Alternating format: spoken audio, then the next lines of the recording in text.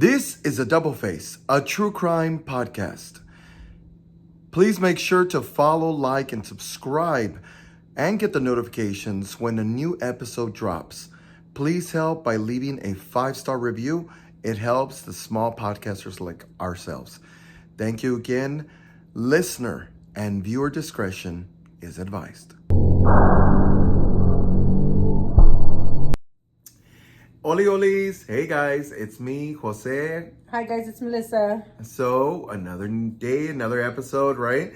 Mm-hmm. So this weekend we're kind of prepping because this is my first ever launch online with merch. And it has nothing to do with the podcast itself.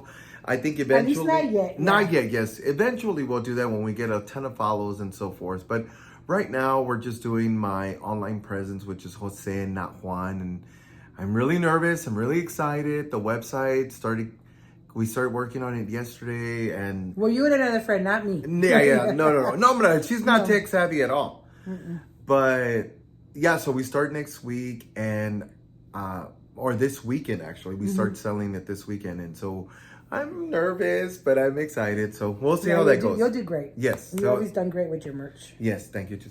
But sorry, go ahead. No, and then this past week, last Tuesday, I went to go see Smell the Product. Oh, that's right. It was floor, like when you standing room only, when you're on the floor. Oh, I was dying, but man, she did amazing. And we were so close. I was like, oh my God. But yeah, it was a good show. She did a phenomenal job.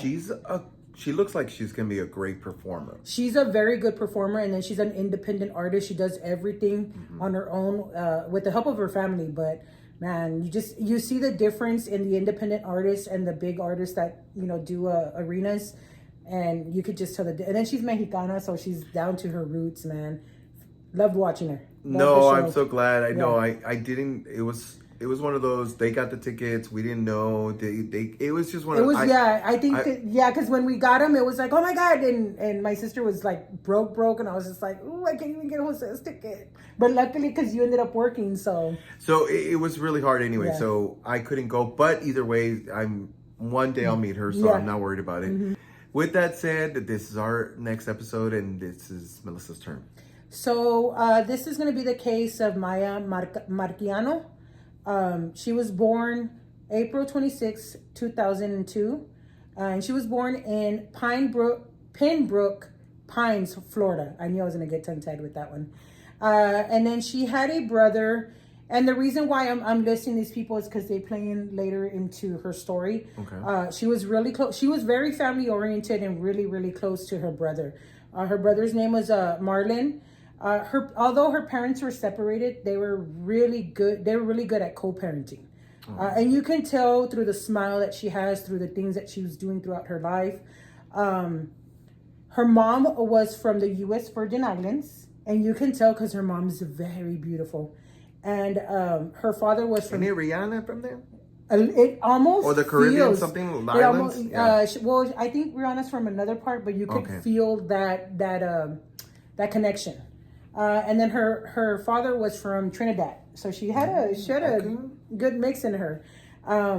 She was so rooted into her mom's side of the family, so I guess the way it's called is El Carnaval or Fiesta de Carnaval. It's a celebration of freedom, culture, and tradition coming from the Virgin Islands. It's also where family and friends come together. They forget about their troubles. They embrace local culture, history. They dress up in these real lavish, are these with the feathers and all of that. I'll show you a picture later of her. Okay. And she was you couldn't tell her she was not from the Virgin Islands. She's like, nope, that's where I'm from. I'm going to celebrate this. So from a very young age, she started celebrating this thing that they would do, but she would obviously do it in Florida, not in the Virgin Islands. Because can you imagine going back and forth? I know, girl. She loved to dance. She loved to be on social media. She was very into sports. She loved going out. She loved traveling. This girl did a lot in her very young age. She loved meeting new people. She was such a good student. She had her mom, the way her mom described her, as she always made smart decisions. She never had to worry about her. She never had to be like, ay, mija, no me estás haciendo caso, stuff like that. You're not listening to me. Exactly. Yeah. So at the age of 18, Miya leaves to attend college in Orange County, Florida. And she wanted to be an orthopedic surgeon. Mm-hmm. This is how very goal-driven she was. And let me see, sorry, because I wrote down that. So she was so excited to leave for college. She was like, I'm ready to be on my own. I'm ready to do whatever it is that I need to do to succeed in life. A go-getter, girl. She was a go-getter. Okay, come on. And she was there she went to the University of Central Florida, because I was just like, University of Central Florida. I was just like, okay, that's a different name. Kind of caught me off guard.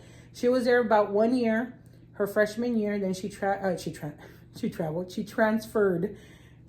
to Valencia College. Where's that? And that is not too far it's kind of within the same vicinity, not too far away from where she attended Central Florida. Okay. And this is where she got her own apartment with a roommate. So when her father moved her in, he saw that she had a ground floor apartment. So this is how much her family was involved in her safety. He had extra locks put into her window. He made sure that she had mace and she had a stun gun. Okay. And her father was really like, because at this point in her life, her mother moved back to the Virgin Islands. So her father was still in Florida, but he lived in Fort Lauderdale, Florida. I knew I was going to get tongue-tied with that too. So that's where he lived. Yeah, that's where he lived. And so he was moving her in, and she was in Orange County, Florida. So it's about 3.5 hour difference. Oh, okay. Yeah, so he was like, let me make sure you're safe. Let me give you the mace. Let me give you the stun gun. Let me put extra locks on your window because you have a ground floor apartment. And so they had all of that. They taught her how to fight if she needed to, if she ever got kidnapped. Hey, you know what? Fight tooth and nail, because when you see her, you'll see why they had to teach her all of this. Like, make sure you watch your surroundings. Make sure you go with a group of friends, and that you're never alone. If you need anything, let us know. What parents normally do, right? Yes, but it's an extra care. Exactly, and you can tell because then her mom was just like, we taught her all of this, and still, you never know what can happen. Mm-hmm. So then, on September 2021, Miya takes a job at the leasing office where she has her apartment. So that way she's not that far. Mm-hmm. So she's in the same complex. She can just walk within walking distance of her apartment. Miya also does a daily routine of calling her parents. So that way they know that she's safe, she's okay. And they're all on social media as well, kind of following her, like her dances and all of that. So it's not like they're never in communication with each other. So the way you look at me like no, because I'm thinking they're doing every single thing to be cautious and careful, and it's what you as a parent, I'm sure, will do. You already do with your boys, but you have a girl, and yeah. I'm sure that's going to be an extra care. Yes, and you can see how very educated they have her. Like, if anything ever happens, but even at that, when you just never know. So, on that day, which was, what did I say? Friday, September 24th, she was in communication with her brother, and they were going kind of back and forth because she was to fly out that day to Fort Lauderdale. From Fort Lauderdale, they were going to attend the carnival that they have, the festivities that they have planned in Fort Lauderdale. And she was going to stay there for the weekend. Her and her brother were going to get ready to go on a trip to Jamaica. Oh. So they were in communication that day. Well, duh, like anyone else. So they're traveling. Where are you at? Exactly. So it's just like, hey, what are you doing? Where are you at? Yeah. So did you get on the plane? Exactly. Yeah. So around 1:33 p.m., Miya texts her brother, hey, can I get a ride with you? I get out at 5 p.m. And he's like, he was only in, this time it's I guess Orlando's connected to Orange County. It's like a really small little city, because it said that he was in Orlando working and he was on his way out back to Fort Lauderdale so that way they can get ready for the weekend and then for the trip. So he didn't live in Fort Lauderdale either. In Orlando either. So she's like, I get out at 5, and he's like, I'm already on my way out. I'm really just pumping gas right now. I still got to do a 3.5 hour drive out. She's like, it's okay. You know what? Dad's going to buy me a ticket. Don't worry about it. He's like, okay, love you. And it stays there. Okay. Okay. Of course, he drives the 3.5 hours, and he gets to Fort Lauderdale about 5 p.m. And as soon as he gets there, his grandmother asks, hey, have you talked to Miya? Because I've been trying to call her and she's not answering me. Mind you. Wait, I thought the dad bought the... When you said ticket, you mean like... Because remember, she's getting out at 5 p.m. Yeah. The brother received the text at 1:30. Mm-hmm. And so between that time, she's still working because she doesn't get out till 5. Okay. So the grandmother is, I guess, trying to call her like, hey, is everything okay? Like, did you get the ticket? Kind of that thing. So there's that window between the brother texting her and then 5 p.m. when she gets up. Mm-hmm. So sending the ticket, waiting for her to answer. So as soon as the brother arrives to Fort Lauderdale, the grandmother's like, hey, I've been trying to reach Miya. She's not answering me. Have you talked to her? He's like, I just talked to her right before I left Orlando. And so he's like, okay, you know what? I need to go to the store. Let me go to the store. I'm going to send her a text. And if she doesn't respond by the time I get back into the vehicle, I'm going to start to worry. So goes in the store, gets whatever he needs to get. They sound like a very planned family. They right? do. Like, they do. Like what a good little family that they have, mm-hmm. right? Mm-hmm. Yeah, because they're very close knit. Like even far away. Even the mom being in the Virgin Islands, she still has very good communication with her daughter being in Florida. So the brother goes into the store, comes back out, and still no response from Miya. And he's just like, and he sends her a quick, hey, like, call me back. Why aren't you responding? Type of thing, like one of those. Mm-hmm. And he's like, okay, now I'm starting to worry because she hasn't answered me. Now I'm going to have to call my mom who lives in the Virgin Islands and tell her, hey, Mom, Mia's not answering. Sure and enough. On top of it, they're going on a vacation. Mm-hmm. This is the most conversation you're probably ever going to have with somebody, even if you're not close. Hey, blah, blah, blah. I'm on my way. I'm going to get it ready. I already got on the cab. Whatever exactly. It is. Yeah. Cab. Lyft, whatever. Or Uber. Yeah. So, of course, he calls his mom. And his mom's like, hey, I've been trying to reach Miya. I can't find her. And she's like, what do you mean you can't find her? Sorry, now I'm burping. She's like, what do you mean you can't find her? And he's like, no, Mom, I've tried calling her. I've tried texting her. She's not answering me. And of course they know it's not like her because she's glued to her phone. So then her mom tries calling her. And she's like, okay, I'm going to hang up with you. Let me try calling her. She goes straight to voicemail at this point. Then she tries texting her and she's just like, my texts aren't going through. So at this point, Mia's mom says, well, let me call her work because that's where she was at last because she was going to get out at 5. 5 o'clock. And there, of course, the office is already closed, so nobody's answering. So there's that. Then the mom's okay, well, let me call Uber or Lyft because she was supposed to be from work. She was going to go straight home, grab her luggage, and take off. It's like it was not going to, more than 10 minutes to try to get from home to Uber and go to the airport. So she calls the office, they don't answer. She's like, oh, crap, well, let me call Uber and Lyft. Uber and Lyft can't give her information. It has to be the police to ask for it. So she gets no answer there. So her last resort is calling 911. So when she calls 911, she's like, she explains everything that she did. She goes, I've called her phone. She's not picking up. It's going straight to voicemail. Mm-hmm. She was supposed to be on a trip to Fort Lauderdale because she was going to meet her father. She was supposed to get out of work at 5 o'clock. So she's supposed to be, I just want to make sure that she was on her way. So they're doing like a welfare check. Yeah. So she's like, can I have a wellness check at her apartment? And so the maintenance, when they said, okay, we're going to go ahead and send an officer out, the maintenance man couldn't get in without permission because it wasn't an emergency. Correct. Okay. So then they try to call her roommate because remember she has a roommate. Mm-hmm. They try to call her roommate and her roommate's like, I haven't been home. I won't get there till later. So they had to wait for the roommate to come in, open the door. She does that. It doesn't give me a time frame from the time that the wellness check was first called out to when the roommate arrived, but that's what they said. So in between that time, the brothers did say, hey, I did send my best friend out because I'm already in Fort Lauderdale. So I had a best friend that lived in Orlando, and I said, hey, can you post up? Can you wait for my sister, see if she arrives? Again, doesn't give me a time frame if he waited 15 minutes, if he waited 20. I'm going to assume he waited for a while because he's like, hey, nobody showed up, nobody's come, like nobody's here. So then the roommate gets there and opens a door for them, and nothing looks out of place in their living room, in the kitchen, everything looks fine. They knock on Mia's door and they notice that it was locked.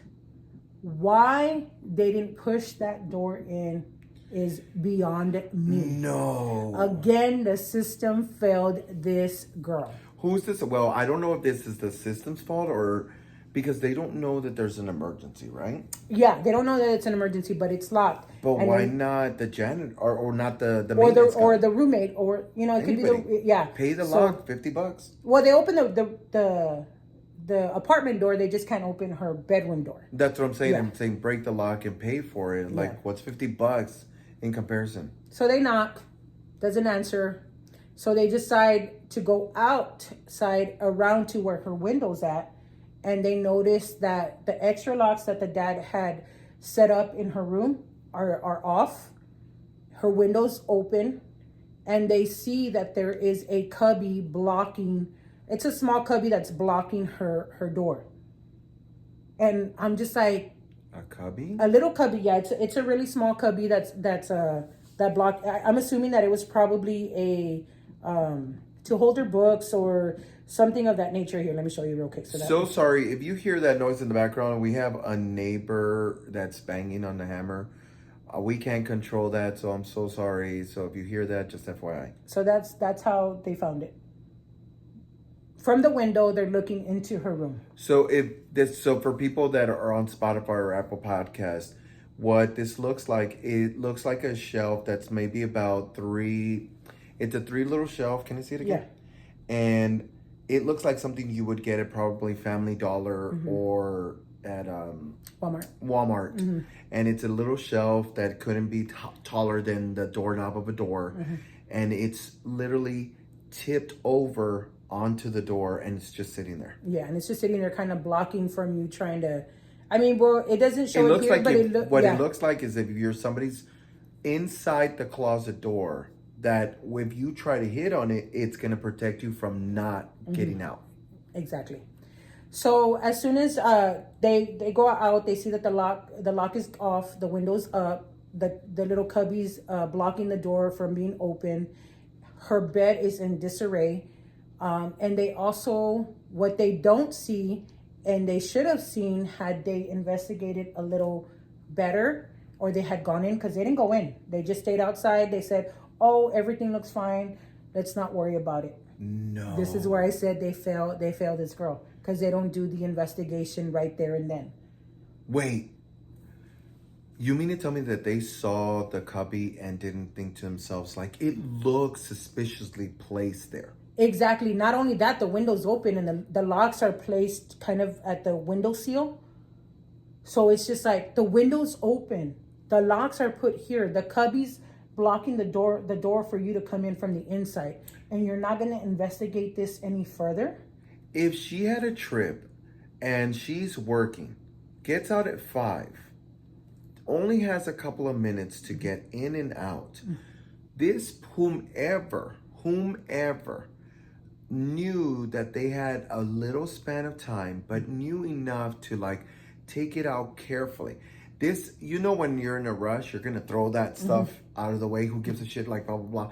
But you said it's placed, right? It looks, yeah, because you could tell it looks placed to put under the doorway or the doorknob. Sorry. That automatically tells me that it's somebody that knows that they won't be seen this way, knows the area. So I'm thinking janitor, but so sorry. Or the maintenance guy. So sorry. Go ahead. It's all good.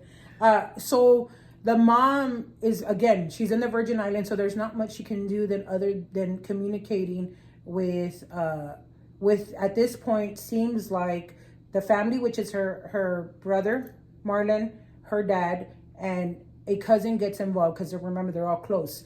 So she's in communication with probably the brother, if not the dad.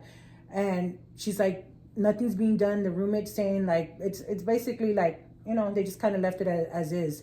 So the brother, the dad, and the cousin drive back to Orlando to see what's going on, because they're like, okay, we can't get a hold of Miya. We see that she's not in her room. Her luggage is still in the room, because that's what they also find is her luggage. But so the roommates still not looking in there? Like, not nobody's yet. Crawled in? No. Oh, that's weird. Not at this point. So the father, the brother, and the cousin arrive at 3:52 a.m. And they don't hesitate. They go in there and they knock the door down. Sorry, I was going to say the knob down. The door down. And they go in there and they notice that the bed is in disarray. The cubby was blocking the door. She wore these chains. And you can see them throughout the pictures that they show in the episode. She had these chains, and one of them you could tell that said Miya. Those were busted on the floor. Oh, no. That to me automatically should tell you, like, this is something happened. Mm-hmm. She's fighting. Yeah, once they went in there, that's when they started noticing, because they're the ones that are doing the investigation. She had what they call, I want to say they're crucian bracelets. I may be saying it wrong. Cruise ship? Is it cruise ship or crucian? Crucian bracelets? So what it is they're very strong bracelets that hook kind of at the end right here. According to what her mom was saying, is they hook at the end, and they're very strong bracelets. They're not easy bracelets that you can break off. 2 of them, she had like a set of them. I don't know if it's like a set of 4 or 5. 2 of them were broken on the ground, where I guess they were in the scuffle. They were yanked off, and she goes, it must have been a really. She must have fought really hard, because for those to get yanked off the way that they did, they're not easy to yank off. So 2 of those were found on the floor. I think it's really interesting that, because she swiped on the photo on her iPad, and I can see the room, and at first glance, the room just looks like someone's messy. Like, to be honest, it just looks like someone who doesn't make their bed. Mm-hmm. At first glance, if I walked in, I'm like, oh, this person's dirty. Like, you don't even make your bed. Mm-hmm. But I don't know the type of person, just what she's referring to. So you can't tell. Yeah. You can't tell that there's a fight. It just looks like somebody's messy. According to what they say, that's why the bed didn't seem normal. I was going to ask you if she was a neat person. Yes. And then they find a bloody pillow. That was her pillow.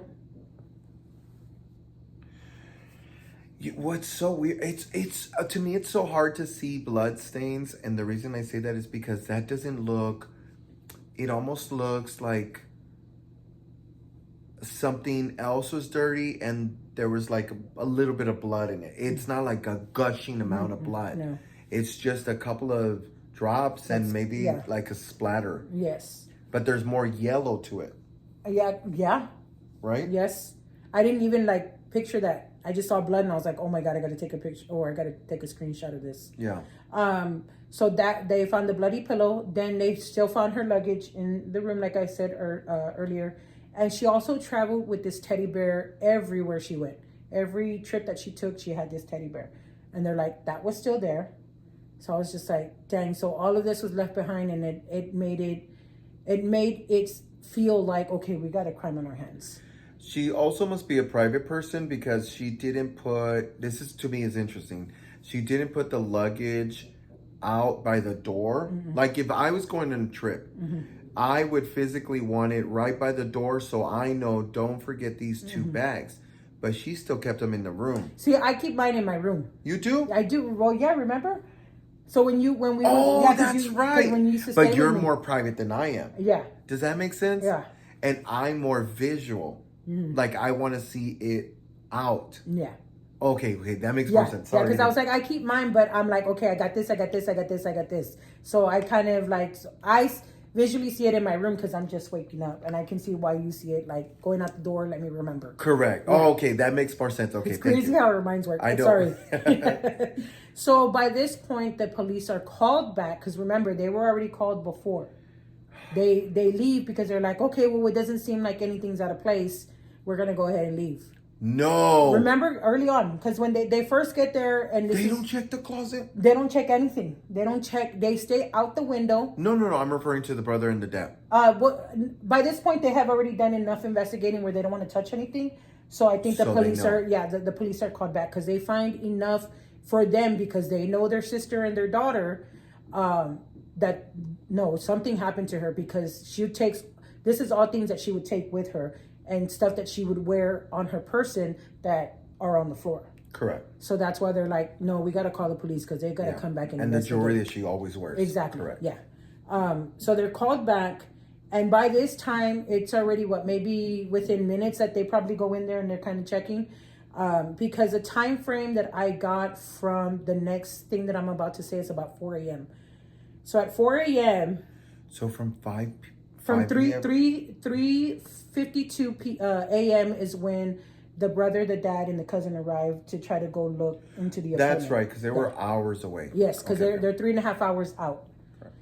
So by this time it's 4 a.m. and the police are kind of surrounding the apartment complex. Mm-hmm. The family's outside because they're investigating, obviously. So the family is now outside waiting. Mind you, the mom is still in the Virgin Islands, so she's getting information as it's coming in. And this time, I guess I didn't realize that her aunt probably traveled with them as well, or traveled separately, but was with them at the time at 4 a.m. because there's a video that is shown that they start recording a man that is a maintenance man that works in the apartment complex. And I'll tell you why he ties in. He arrives and he's concerned for Miya because they're co-workers. Remember, she works in the leasing office and this is the maintenance man. I don't think you mentioned that. No, I haven't. This is what I'm about to say, but he's going to play in. So he arrives. So this is what her friends were telling her family when the police first arrived. They said, hey, you might want to look into this man because he's been sending her text messages. The reason why he has her number is because they're coworkers. So that's how he has her number. Because I wondered why he had her number. I was like, well, why does he have her number if they're not even friends like that? Well, comes to find out, they're coworkers. Yeah, because usually you have to have a good amount of communication when you're checking. Like, so one of my other best friends used to do leasing, was a leasing agent. And that maintenance man was really sweet. He's like, don't ever go by yourself. Don't, don't do these. Communicate with me and let me know that you're going to be at this apartment and I'll meet you there. Mm-hmm. Like if you could never, like for example, one of her other coworkers was too busy. Mm-hmm. So they would exchange numbers. So I completely get why he changed her or exchanged numbers. Yeah. So he had her number and that's when they realized that this man was very infatuated with her. Where he was just like, you look pretty today. You didn't say hi. If you need help, I guess because in some of these conversations that he might have overheard, at some point maybe she might have said like she was either low on money or she needed money or something like that. Hey, I'll send you money from my savings if you need any.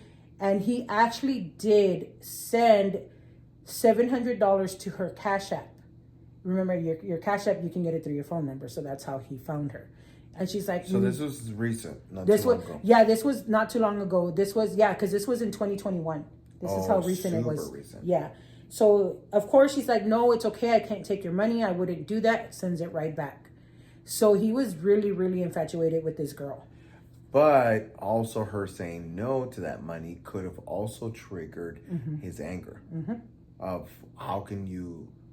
I'm sorry. Go ahead. I'll okay. Dissect this. I'll try to do my best to dissect. No, it's all good. His name is Armando Caballero. 27. He's 27 years old, and he inserts himself at this point because remember I told you he ends up at the apartment complex. He's not on. He's not on the clock. He decides to go in and it's 3 or 4 in the morning. It's 4 a.m. in the morning. 4 a.m. in the morning. 4 a.m. And he stops the cop that's outside standing in front of his vehicle. He's like, I just heard what's happening. Like, is everything okay? Well, the family already knows about this guy because remember, her friends, their close family. Yeah, the friends had already said, hey, just keep an eye out for this guy because he was infatuated by her. He was sending her text messages. Mind you, she didn't decide to tell her family. I guess because she thought she could handle it on her own. Yeah. She's like, I got it. He's fine. I know what to do just in case. Remember, she was educated to do all these things, stun gun. She had pepper spray. She had all of that. So she decided not to tell her family, and her family finds out that very within hours of this happening. So they start recording. They start recording him, and you can see the aunt just going in on him. La tia starts going in on him and like, well, I don't know what you're doing here.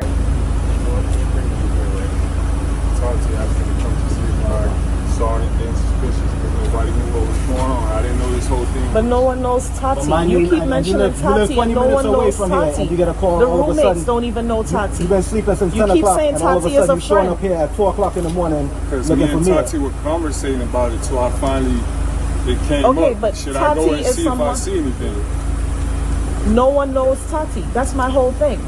Not Tati even the roommate knows Tati. Here. She's an employee, but you keep saying Tati is a friend and that you've all hung out together. No one here knows Tati. All her other friends showed up. Her closest friends that live in the complex were all here with us early on. No one knows Tati. Only you. Whoever Tati is, and Tati's on the phone, she shouldn't even be on the phone right now. As of right now, you have sent obsessive texts to Miya. We have all seen the text. You talked about giving her your life savings. You cash apped her money, and you claim that you weren't in touch. Who told her gave her life savings? I never said that. As a matter of fact, we're going to get a police report to pull your phone records if that's the case. What you trying to do? There's evidence of obsession, of something. You're fascinated with me. It's not only from my side, so don't try to make this. No one's saying that. It takes two. She's not here to defend herself right now. Obviously, she's missing. So we're talking to you who've been going back and forth on text. I understand that. That is your family. Right. But until we figure out what's going on, just don't beat me up. Nobody's beating you up. If I'm guilty, why would I you put yourself in the middle right here. You brought yourself over here. Because we're concerned. You're concerned. Why weren't you concerned hours ago?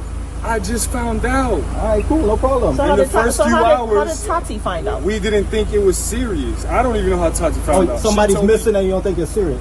Maybe they hanging out. They got this place right here. They go downtown. I don't know. Maybe her phone's off. I don't know what she did. She would use somebody's phone and call her dad or her grandmother, somebody. She was supposed to show up for a flight and didn't show up.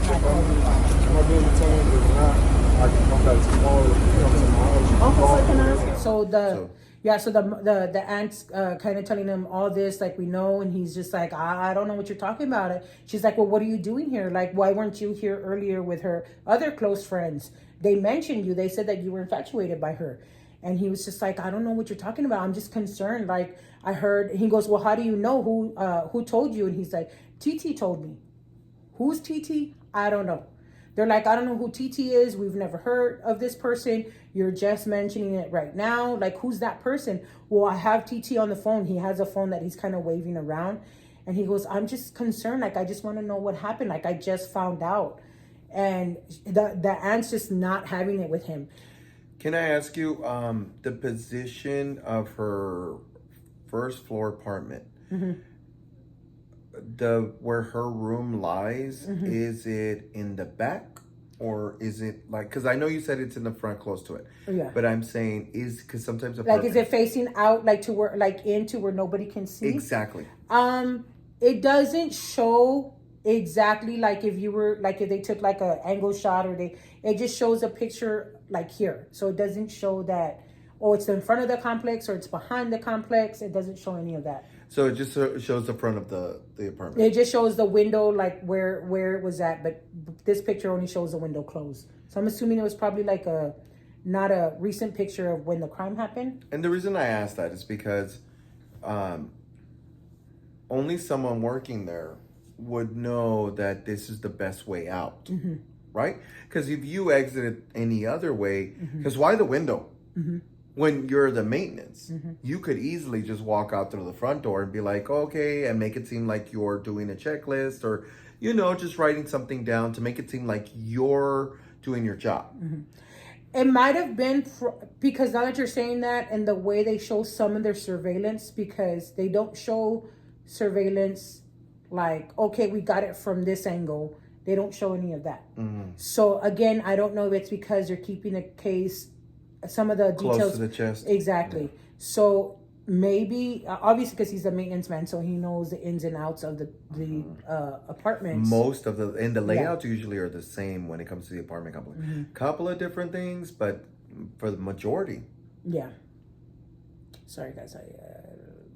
So she's going in on him, and at that point, the cop's just standing there staring at the back and forth. He's not saying nothing. Obviously, if something were to go down, he would have to step in. But for the most part, he's standing like side by side with Armando at this point. And the family's kind of on this side because they're obviously filming like this. So he's like, I don't know. Like, I just want to make sure that everything's okay. Mentioning a TT. Nobody knows about a TT. Never comes out to who that was. Explain. Yeah. So cop takes his information down. Hey, let me take your information down just in case we need to speak to you. We can speak to you. Grab his information. They let him go because they can't do anything at this point. It's hearsay. But the aunt did mention, she goes, if we have to get a police report to get your phone records, we're gonna do that. She did say that to him. And I was just like, dang, she's not messing around. And I think that scared him. Well, as good as that sounds, at the same time, you're also preparing him. It's almost like you're giving him a blueprint of what to expect. And now, whether I get it, we're all emotional and we get upset in certain situations, but maybe not the best time to open your mouth. Exactly. Maybe, okay, if you're having the conversation, but anything that has to do with involving the police should have just stayed to you. You're gonna do it. I mean, if she's already going on in him, I would have asked, like, can I see your phone? Like, you have nothing to hide, right? May I see your phone? May I see your deleted messages? May I look at that? Yeah. Because that's where I would have been, not rather than fuck you, blah blah blah. I can't wait to fucking see your messages. And what threats are threats, right? When it comes to that, they're just idle threats sometimes. But we get heated and we get emotional, so I understand. Yeah. So the next morning, which is September 25th, Mia's... Well, this is the morning. Is it only a couple hours later? Guess, a couple hours later. Okay. But I get it's the sun has come out and all of that, so that's why I say morning. Two of Mia's family members end up following him because supposedly he gives the address. Somehow they end up with his address. Well, they did it in front of him. Yeah, well, I guess. Remember they were recording? That's true. So they probably just zoomed in, honey. Yeah. So they end up at his apartment complex where he lives because he doesn't live in the apartment complex that Mia's at. So they follow him, and again, a recording, and he comes out of his vehicle. He goes to the back driver's side door, takes out what looks like to be a black backpack, a set of blue gloves, and a pink blanket. No. A pink blanket? A pink blanket. So... That looked familiar?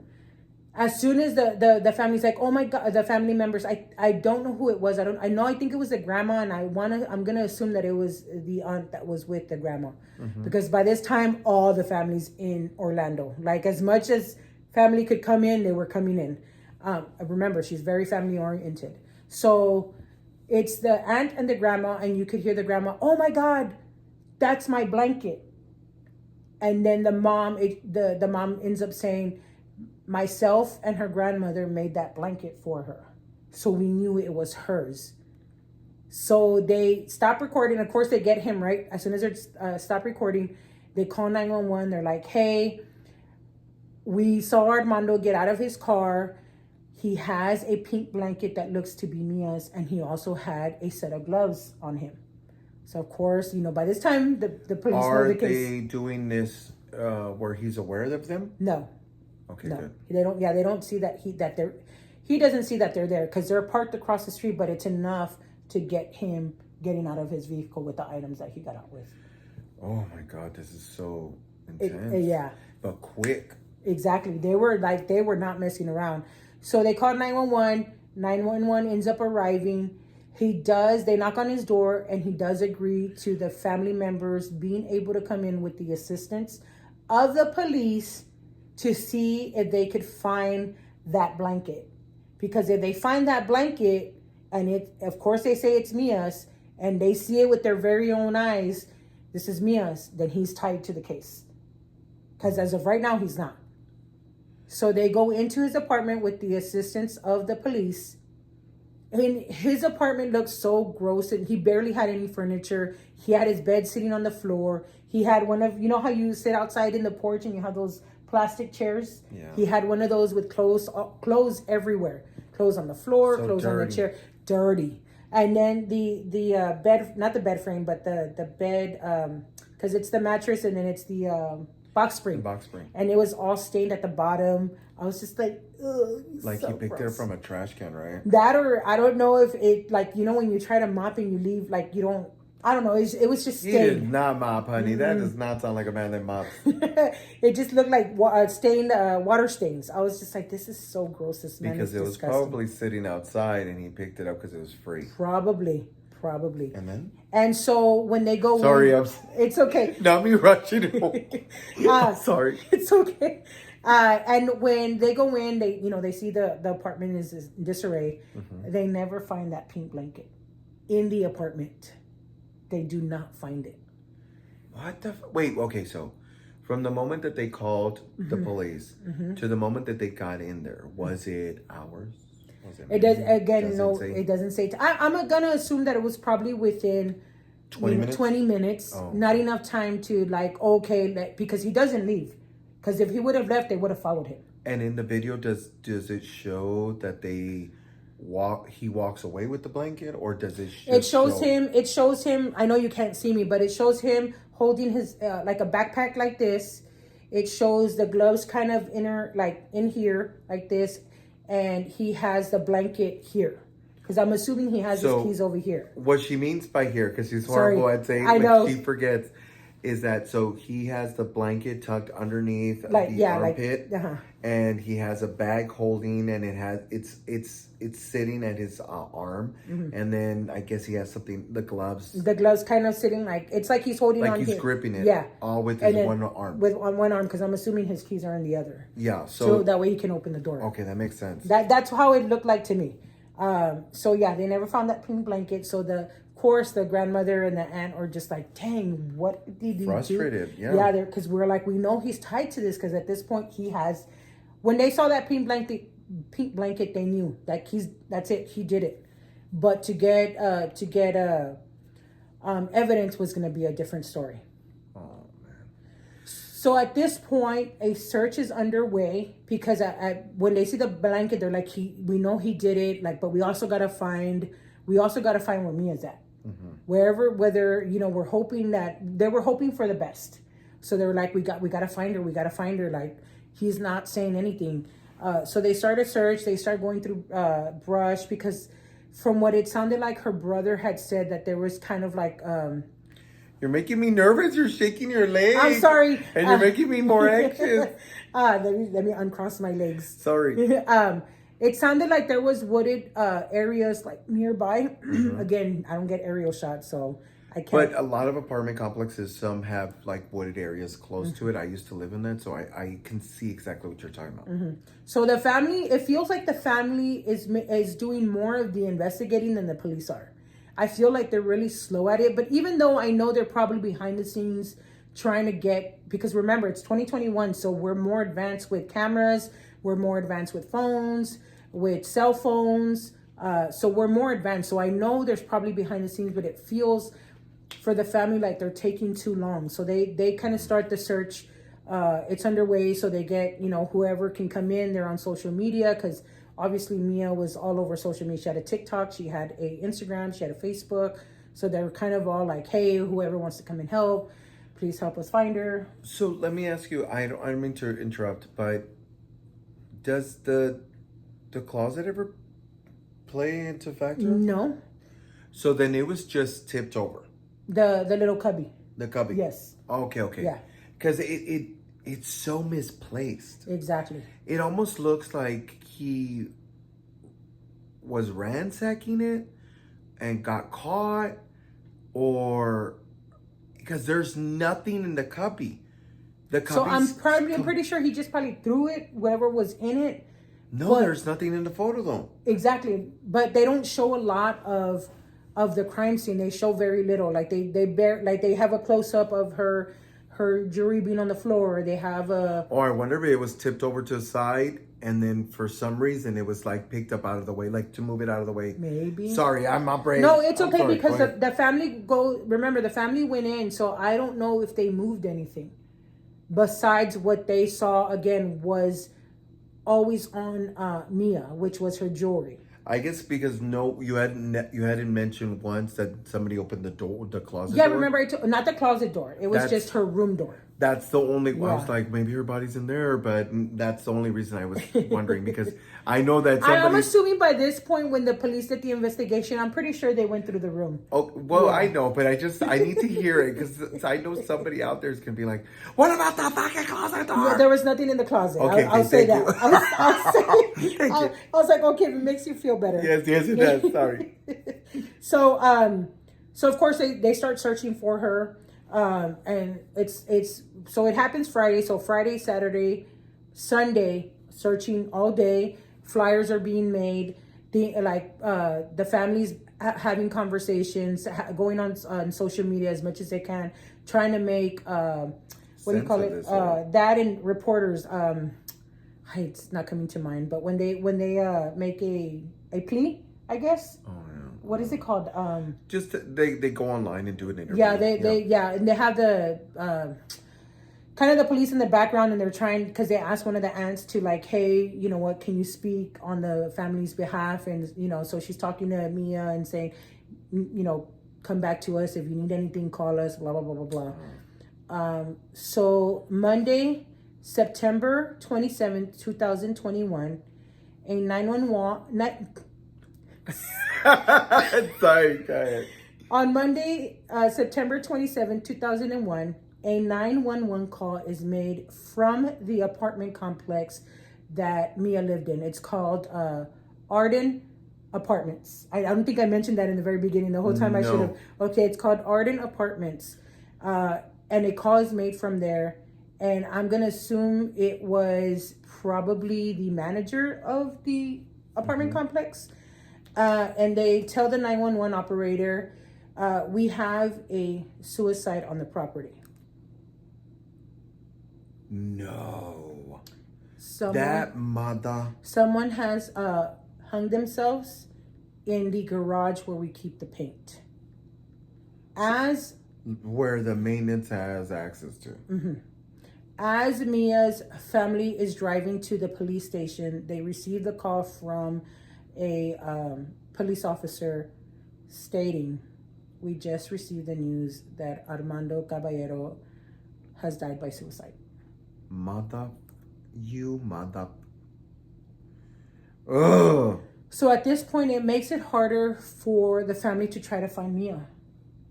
Well, yeah, because they no longer have their person of interest. Mm-hmm. They no longer have it. They can no longer question him. He's not here anymore. So weeks go by and they release a timeline for what might have happened to Miya. So at 4:34, a master key fob that belonged to the maintenance man, Armando, was used to enter her apartment. Okay. It's a luxury apartment. Because it's a little key fob. Yeah. At 5 p.m., security cameras have footage of Miya leaving the leasing office. Because remember, she's leaving from her job to go straight to the airport. So she's walking out, she's leaving. And at this point, because the mom gets to see this, she's just sobbing because it's the last you see of her being alive. Leaving the leasing office and walking to her apartment. She sends again, it doesn't say who it sends it to. She sends a text message off of work, heading to the airport, love you. So a family member. Yeah, a family member. Friend. It could have been her mom, it could have been her brother, it could have been her dad. Close friend, yeah. At 5:06, Mia's key fob is used to enter her apartment. So it was super close. Yep. 5 o'clock she leaves the office. 5:06. 5:06 is when she enters her apartment, and she's never heard from again. So the police tracked down Armando's phone records, and it shows that his phone was pinged inside Mia's apartment. Then it shows him being pinged like if he's going up towards, I can't explain, but he's going up towards, is it north? Orlando's here, so it's north going up. It's, yeah, north. Looks like I No, don't, up is north. my sense of direction. I'm not, me too, but I'm like up is north, down is south, so yeah. And on October 2nd, 8 days later, because they're able to ping every tower that Armando's phone is being picked up, and he's picked up like maybe 4 or 5 different towers as he's going up north, because they say out the outskirts of Orlando, because it didn't say that, oh, it's like a little city. It just kept saying Orlando.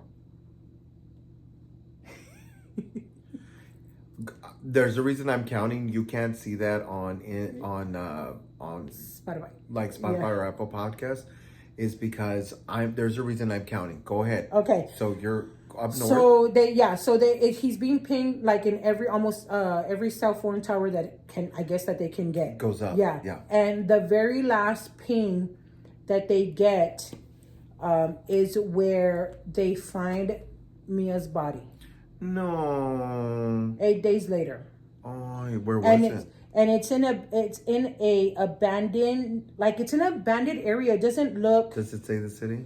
It doesn't say the city, but this is kind of where. That's kind of where right here is where she's found. So this, and it's very woodsy, very abandoned. There was like an old apartment complex, like, so you see it. The aerial shot that they got is like at the side. Over here on to the left side of the picture. Okay. If they took one like standing facing this way, it's to the left where they found the body, and in front of us would have been an abandoned apartment complex. So that abandoned apartment complex, Armando used to live there. Oh, so that's how he knew. Very familiar with it. That's how he knew the area. I don't think I wrote down the location. I thought I did. I'm so sorry, guys. So when they find the body, they call Mia's mom, and they're like, hey, by this time, I'm sorry, it doesn't give me a time frame of when she arrives back in Orlando, but she does. Yeah. So it's 8 days later, so I'm assuming between that time frame, within like a few days of probably 1 or 2, yeah. Yeah, because she needed to get a flight out from the Virgin Islands, so that takes a day or two. She's in Orlando, and the police give her a phone call, and they're like, hey, who you're with? And she's like, oh, I'm with my sister. Her name was Pi. And she was just like, can you and your sister only come to the police station? And she's just like, by this time, I already knew something had happened. So when they arrive, they tell the sister and the mom, or the tia and the mom, or the aunt, we found Mia's body. We found her bag, her purse that she was with, because in the surveillance, you see her. I don't want to cry. You see her purse that she's leaving with. You see her leaving with that. That is found right next to her. She is found with duct tape around her feet, around her arms that were tied to the back of her, and around her mouth. Did he offer her a ride? No. No, right? No. Because of the window. Mm-hmm. So what he did is he waited for. I was going to say it later, but I'll go ahead and say it now. Sorry, It's okay. So what he did is he waited for Miya in her apartment. What he was waiting for her for, I do not know, because again, since he's not here to say the story, they're only going by what they think happened. So he went into her apartment, waited for her. I don't know if he was going to try to convince her. I don't know why he ended up in her apartment. He waited for her for almost. We know why he ended up. He waited for her for 30 minutes because he knew what time she was getting off. Because remember, they're coworkers. So whether he knew that she was going on a trip, I don't know. If maybe he saw her luggage. He knew. They're co-workers. Yeah. She didn't say anything. First thing you know, you're going to tell people, oh my God, I'm going to go to Jamaica, blah, blah, blah. Yeah. He knows. So he waited for her. When they do the autopsy, they can't find what she died from because her body was so badly decomposed. Because remember, it's 8 days later. Yeah, but it's in the heat. It's in the heat. September, you said, September. right? Oh, in Florida. And then in hot. Florida, exactly. So they can't find what she died from. There was no sexual assault visible in her body, so he didn't sexually assault her. Okay, maybe he couldn't. That's why. That, or he felt like I'm gonna assume that she fought for her life because remember, she was educated to do so.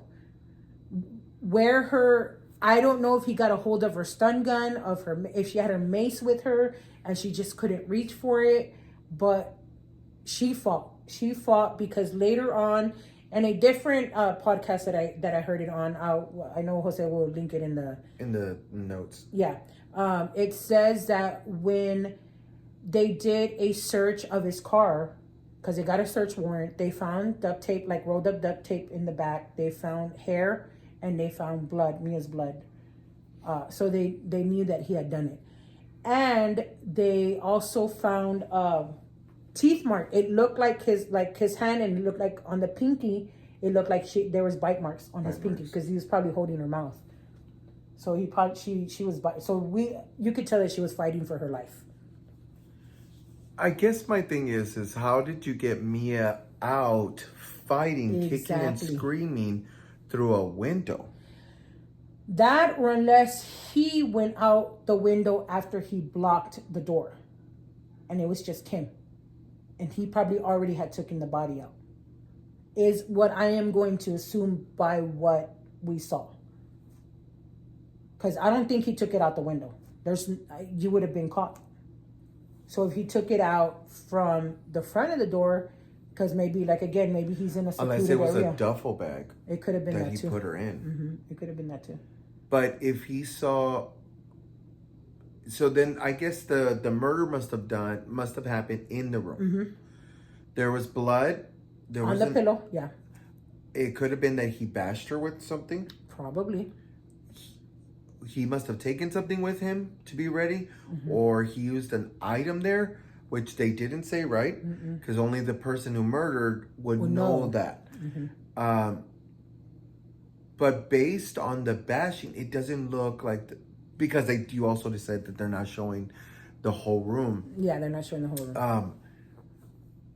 And based on the fact that he was with gloves, a bag, and the blanket, meaning he took the blanket for his own gratification, or something of that was his. Yeah, that was his.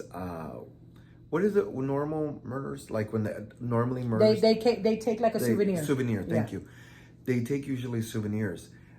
So more likely that pink stayed with him the entire time, except he had a place where he probably hid it. If he knew all the way, that means he had. I think that blanket is there at work somewhere.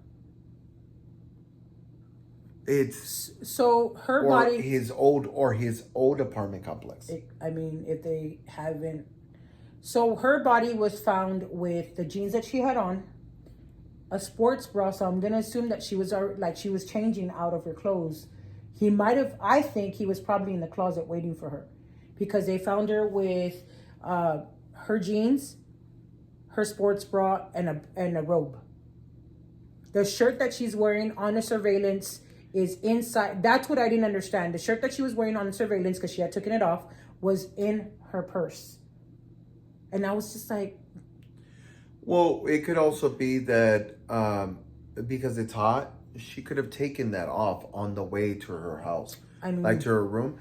It shows her with because she is covered underneath it, right? Yeah, it shows that she had it on when she went into the apartment. So she probably took it, she was probably getting ready to maybe just taking off the shirt and was gonna change real quick and then head to the airport, because she had just gotten off of work. Yeah, but normally you're not wearing your professional work attire. Maybe she just wanted to be comfortable. Maybe she just wanted to wear a sweater. But that's a weird thing to throw in there. Exactly, that's what I'm saying. Like, why would you throw the shirt into the purse that she? Because you're already going to your house. You could just throw it in the bin. I think he did it. Yeah. But I don't. It could also be that it smells like her. True. And that's another souvenir as to why he took it.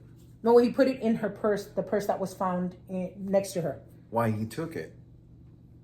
Do you see? So, anyone that knows that she's about to leave, what has to go with her? Her purse. Her main purse, right? They're going to be like, oh, she's fine because she has a purse with her. Who also knows that he needs money. So we don't know what the intention was, but also that she just wore. So he knows it smells like her. Okay, so who knows? Who knows? Sorry. Oh, you could have been smelling it. You're probably right. Yeah, this could be a sexual. Remember, we don't think like that because we're not. Thankfully, we're not crazy like that. But in his head, he's probably like, "Damn, I have an actual item that she just wore, and now that I'm gonna keep." Like it. What's her other personal thing? A blanket. That's the blanket. That which she sleeps in. Which he took with him because they found it with they caught him on camera with it, taking it inside his apartment. To this day, they have not found that pink blanket. That's so weird. Till this day. So earlier when I was asking you the question when he was saying that he was you said driving up. Right? Even though I wish you knew the city, so then I can tell you, because you said that they didn't start looking. They didn't call the police. The police didn't arrive until 3 to 4 a.m., right? Right, yeah. So between 5 in the afternoon till that time, he has 10 hours to get to the location, come right back, and then look like the innocent bystander. Does that make sense? That's exactly what I thought. I thought because he wasn't there when the aunt was saying, well, how come you weren't here when her close friends were here? How come you weren't here earlier? You were driving up to probably go hide the body. That's why you weren't here. I think he had just arrived back to Orlando because you have to go up and then you have to come back down. I think when he arrived to the apartment complex at 4 a.m, he was probably just coming back from hiding the body. There's no way that the officers don't have that kind of information. They probably do. You're right. They probably do. That don't have the information of the pings coming back. I mean, they could because it's the same ping on the same towers. So it's not going to say, oh, well, he came back. No, but unless the pings are timed. Exactly. I was about to say that. Because if your phone is pinging at 3 something and like, let's just say 6 something in the afternoon, then is it pinging back at 10, 11? Because he's just got to go throw her in the water, right? Because that's what I'm assuming is where her body is. It looks like it's like body of water over here, but she's they didn't find her in the water. They found her like in the wooded area. So okay. Yeah, but it seems like there's water nearby. But he knew that place, and it looks deserted. And somebody who's creepy like this knows where the spots are. So yeah, sorry. Go ahead. No. It just. I mean, I don't. When you and I are speaking, I don't go into detail like that until you're actually like dissecting it. And I'm just like, you're right. So it's good that you're doing it. Don't think that. Sorry, because I'm like, No, it's okay. So, her family didn't want her name to go in vain. So they created a foundation called the Miya Marcano Foundation. And what that does, it helps families who are in this type of situation. Because remember, I told you early on, the cops kind of moved very slowly in this case and didn't start investigating until she was... sorry, I looked out. Because you see, that's why. Yeah, I'm sorry. The car was slowly driving by. Because luckily the family was so close-knit that they were feeding off each other. We're going to do this and we're going to do that and we're going to go here and we're going to put you here. It's like they all had jobs to do in this investigation. So it felt like they were doing more of the footwork. Meanwhile, the police it felt like they were standing back, even though they probably weren't. But that's just what I saw in the episode that I saw. So it's to support, educate, and for them to have knowledge and resources whenever their loved one goes missing. So that's what this foundation was created for. So it's the Miya Marcano Foundation. And they were so good. I would hope that if something like that, I always talk to my best friends that if something ever happened like that, that we would all move in like cohesively together. Like, remember the story that where they were like, you do this, you do that, you did this. And it's it's kind of what they did. And it feels like they were on it and they were on top of it. You film, you do this, you follow this, you get this, you get that. And they did a great job. Your family, if you're by any chance listening to this, you guys did everything you could. Yeah. Last thing is a law was passed in the state of Florida, and it's called Miya's Law. And what that does, it has asked for maintenance men who come into your apartment to give you 24 hours in advance, saying, hey, you know what, we're going to go service your apartment, just letting you know. It also wants the every apartment complex to keep a log of who's coming in and out, whether it be a maintenance member, it be a staff member, anybody that works in the apartment complex, to keep a log of who's coming in and out of everybody's apartment. You know, the one thing that when it comes to that Miya Miya's family and Miya were able to at least get the key fob information. Not everybody has that. Yes, but that's why everybody has keys, and not everybody has that new technology. And I think that's why they asked for this law to be passed. And then lastly, for a background check to be conducted on every single employee. I'm pretty sure that they did, but I think now that with anybody that comes in close contact with either keys, with either you're going to have close communication with people inside the apartment, or you're going to go into the apartment, they want them to ensure that they have a background check on anybody that has that type of access. Good. Is what because can you imagine who would be walking in? I hated living in apartments because of that reason. Yeah. So that's Miya's Law, only in the state of Texas. Their end goal is to have Miya's Law passed nationally. So right now it's just Florida. No, hurry up, pass that law. So that is the story of Miya Marcano. Sorry. That was a really good one. And I don't mean good in that sense. I mean good, and the family did everything they could and what they were supposed to do. They didn't react in anger. They reacted in planning. Let's get straight to it. A lot of people, I have a lot of family members around me that get straight to just getting angry and not doing something productive. And I think their family just did a fantastic job. I'm so sorry that happened to her. So this is the image that I was telling you that they saw the pink blanket. Why they covered his face, no sé. I know. Because he's still not Oh, you know that I thought this was a woman? Because... from afar, because that's his vehicle right here. So I'm showing you this, that's his blurred face. That's the pink blanket. If you look at it, that's so weird right now that happened. That's the pink blanket. That's the duffel bag, and then I guess the gloves are somewhere. Yeah, the gloves are like, it looks like it kind of tucked under the blanket. What's weird is that duffel bag isn't that big. But I was thinking something of size. And this is Miya. This is Miya. I'll put that in the very front. She's beautiful. She is such a beautiful girl. Beautiful. That's why I was just like... I'll post it on YouTube if you want to see it. I also have... this is her carnaval uniform. Oh my gosh, she's exquisite. Yeah. Oh, she was so pretty. Yeah. So I'll post these two photos on my Instagram, which is the double face. I have it. It's barely functioning. We just started it. So if I don't have a lot, I will start posting on our stories in reference to what's going on. So I will post those two. So it's called the double face on Instagram. That's the only platform I have.